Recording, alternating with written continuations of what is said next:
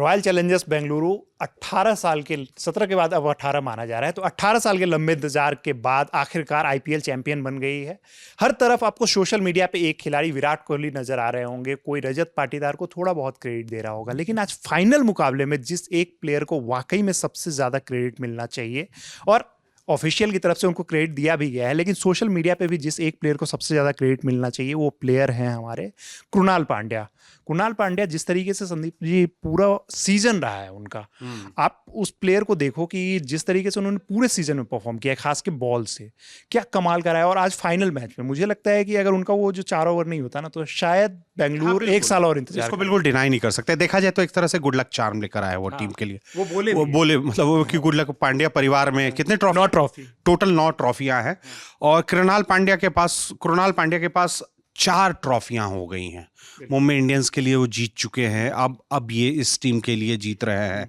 तो मतलब आज सुबह में जब चर्चा हो रही थी कि कृणाल पांड्या जब मैच में मैदान पर उतरेंगे तो वो अकेले खिलाड़ी होंगे जिसके पास इन दोनों टीम से ज्यादा ट्रॉफियां हैं। तो 3 ट्रॉफी थी, ये चौथी ट्रॉफी है। और मतलब ये ट्रॉफी तो ठीक है, ये गुड लक चार्म है, पर गुड लक चार्म से ज्यादा है कि इम्पैक्ट क्या है। कि जब आप ये जानते हैं कि एक टीम को जिसको अपने घर पे 6 से 7 मैचेस खेलने हैं बेंगलुरु पे, जहां पे स्पिनर्स के लिए वो एक तरह से कब्रगाह है वो स्टेडियम। मतलब स्पिनर्स चल नहीं पाते हैं, बाउंड्रीज छोटे हैं, हवाई शॉट बहुत आसानी से बाउंड्री पार कर जाते हैं। वहां पे कृणाल पांड्या ने जिस किस्म की गेंदबाजी शुरू की, और मतलब ना इम्पैक्ट विकेट्स लिए हैं ना वो, कि हर मैच में चिप इन करना। आप हेजलवुड पे नजर बनाए हुए हैं, आपको लग रहा है हेजलवुड 18 विकेट 20 विकेट, यार ये है असली खिलाड़ी जिसने आरसीबी को चैंपियन बनाया। पर आप सडनली रियलाइज करेंगे कि 15 मैच में 17 विकेट ये खिलाड़ी ले चुका है, और आज फाइनल के मुकाबले में 2 विकेट हैं, और दोनों बड़े विकेट हैं।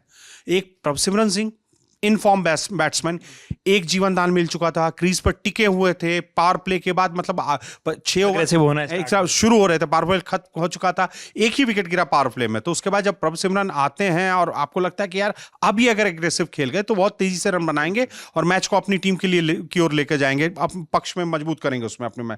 पर कृणाल ने जिस तरह से गेंद को फंसाया वो बहुत एकदम टेक्निकल, कि जिस पिच पे स्पिन नहीं हो रहा था, कृणाल ने पहली गेंद 100 के ऊपर की फेंकी, उसके बाद 90-92 की, और जिस गेंद पे उन्होंने प्रभसिमरन को पॉइंट पे फंसाया, भुवनेश्वर ने कैच लिया, उस गेंद की स्पीड थी 80। यानी वो टेक्टिकल ब्रिलियंस है। टेक्टिकल ब्रिलियंस में एक है कि टेक्निकल ब्रिलियंस ये आपको वहां नजर आती है।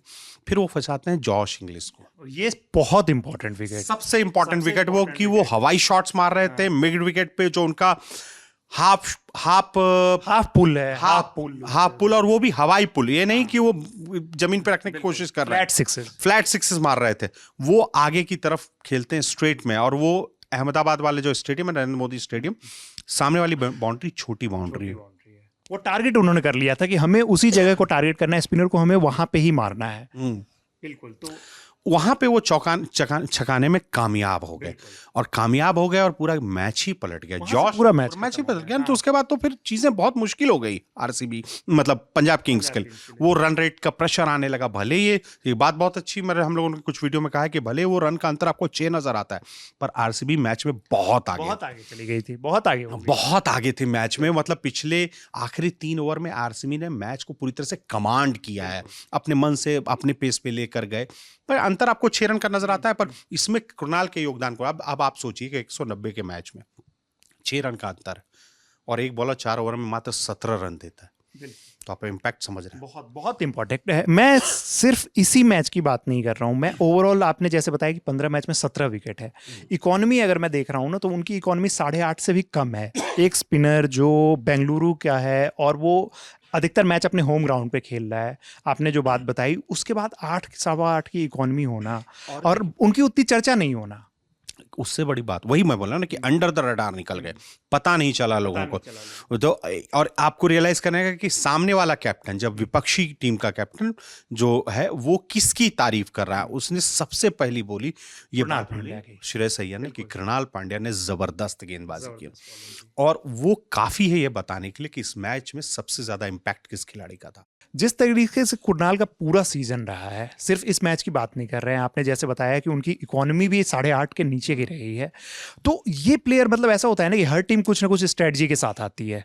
और मुझे लग रहा है कि आज जो है पंजाब ने पूरी तैयारी की होगी कि हमें हेजलवुड को खेलना है, और पिछले मैच में जैसे सुयश ने उनको परेशान किया था क्वालिफायर 1 में, तो वो उस चीज के लिए तैयार होंगे। लेकिन कुणाल पांड्या जो है ना, उनके लिए कहीं ना कहीं आउट ऑफ द सिलेबस आ गए हैं। Kunal Pandya out of the syllabus आ गए थे, मतलब देखिए ऐसा नहीं है, हम और आप ये बात कई बार ये बोल सकते हैं कि स्टडी नहीं किया होगा, वो परफॉर्मेंस एनालाइज हुआ होगा। पर जब big name big tickets player होते हैं, बिग टिकट प्लेयर होते हैं, कि आप किसके लिए तैयारी करते हैं नॉर्मली इस तरह के बड़े मुकाबले में? आप विराट कोहली के लिए तैयारी कर रहे हो, आप जॉश हेजलवुड के लिए तैयारी कर रहे हो, आप फिल सॉल्ट के लिए तैयारी कर रहे हो कि अगर उनका सॉल्ट हो गया, मतलब उन्होंने अगर गेंदबाजी पे तो बहुत तेजी से रन बना जाएंगे। पर आपको सिर्फ रोकना नहीं है, रन भी बनाने हैं। और आप पे दबाव सिर्फ हेजलवुड को नहीं है। आप सोच रहे हैं कि चलिए मैं 4 ओवर हेजलवुड के आसानी से खेल लूंगा, सेफ्टी फर्स्ट मोड में चला जाऊंगा, पर आपको कृणाल पांड्या तो और मुश्किल में डाल सकते हो, वो आपको बांध देंगे। ये बहुत अच्छी इंपॉर्टेंट 2-3 चीजें हैं ना, कि आप जब टूर्नामेंट खत्म होता है तो आप स्टैट्स देखते हो। स्टैट्स में क्या आता है कि उसकी रन रेट, मतलब स्ट्राइक 8 बिल्कुल इकॉनमी, और स्ट्राइक रेट 16 है, मतलब हर 16 रन पे 1 विकेट। हाँ, तो ये बहुत बड़ी बात है। तो ये इंपैक्ट दिखता है। और आपको ना कि कौन कौन से मैचेस में इंपैक्ट है, आप इस तरह से रियलाइज कीजिए कि वानखेड़े स्टेडियम में कितने साल हो गए थे आरसीबी को जीते हुए? अरसा हो गया था, मुझे एग्जैक्टली 8 साल से ज्यादा हो गया था। मुंबई की वानखेड़े स्टेडियम में आरसीबी को मैच इस बार जिताया कृणाल पांड्या ने, ठीक है। 4 विकेट लिए उन्होंने उस मुकाबले में। तो वो आप इस तरह से इंपैक्ट, 4 पर 45 था, एमआई का 7 अप्रैल का मैच है, बहुत अर्ली वाला मैच था। अब आप सोचे कि ये आपको वो इंपैक्ट दिख रहा है जो गेंद से किया।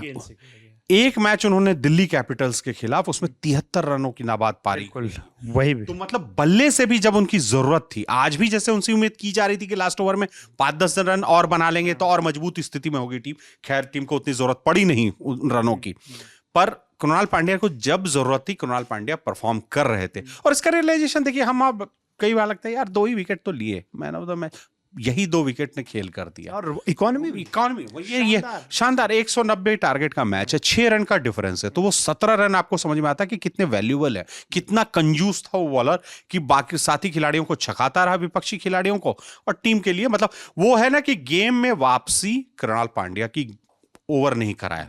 जिस तरह की ओपनिंग हुई थी पंजाब की ओर से, थोड़ी रोमारियो शेफर्ड ने गेम कैच छोड़ा उनका प्रभ सिमरन का, उसके बाद जब प्रियांश आर्या का विकेट आया, उसके बाद गेम को बांधने की शुरुआत कृणाल ने की। और वो फर्स्ट हाफ की कहानी थी। सेकंड हाफ में भी वो जॉश इंग्लिश को फंसाते हैं, और उसके बाद अपने जितने ओवर हैं, कोटे के ओवर में कंजूसी से, भैया आज 1 रुपया ले लो, 2 रुपये ले लो, इससे ज्यादा काम नहीं होगा, और आज हमें चैंपियन बनना है। और इसलिए मैं बोल रहा हूं कि कुल मिला के देखा जाए तो गुड लक चार्म यही था।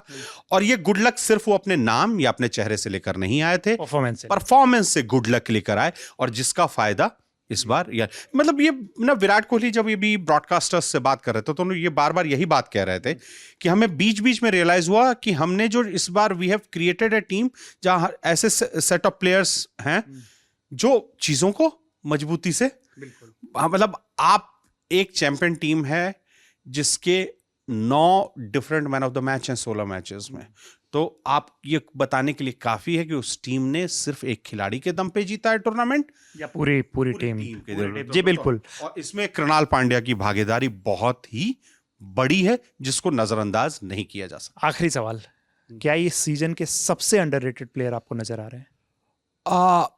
अंडररेटेड है मैं इसलिए कह रहा हूं ना क्योंकि नाम नहीं, इनका बहुत कम नाम आया है। कृणाल पांड्या, हाँ नाम बहुत कम आया है, अंडर इसीलिए मैं नहीं है, लेकिन क्योंकि अनुभवी खिलाड़ी हैं।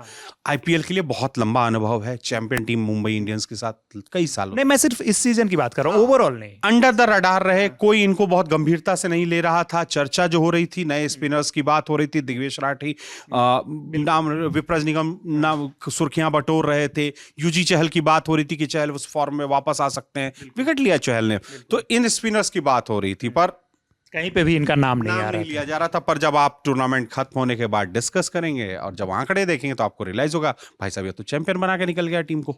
तो यही है कि कई बार वो देखने में छोटन लगे, घाव करे गंभीर। बिल्कुल। तो जिस तरीके का कुणाल का प्रदर्शन रहा है, हम लोगों ने तो काफी डिस्कस किया। आपको कैसा लगा कुणाल का प्रदर्शन, और किस मैच में आपको सबसे ज्यादा इंपैक्टफुल लगे फाइनल के अलावा, क्योंकि फाइनल में तो वो उनका इम्पैक्ट बहुत ही ज्यादा रहा है। हमें कमेंट बॉक्स में जरूर बताइएगा। और बाकी खबरों के लिए, क्योंकि हम लोग लगातार आपको अपडेट्स देते रह रहे हैं, तो देखते रहिए हमारा चैनल ललन टॉप स्पोर्ट्स। धन्यवाद।